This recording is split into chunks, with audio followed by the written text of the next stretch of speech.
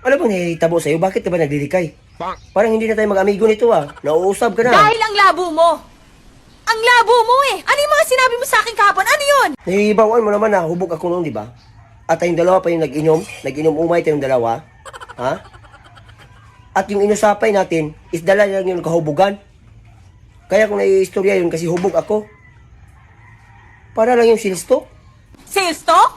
Sales talk kasi nagbabakasakal ka, makascore ka sa akin. Yun ba yung hinungdan kaya ka nasusuko sa akin? Alam mo, hindi ako mangungunay ng amigo. Nakakaibaho ka na yan. At iningnan na kita na hindi uutog si Junjun sa'yo. Ilang beses na kitang iningnan. Bakit ka nagunahan na sa akin?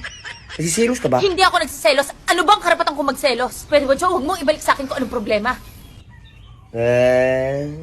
Klaro, anong gusto mong matilaw sa akin, no?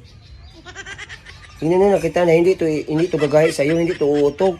O gusto ka, swag, dula, para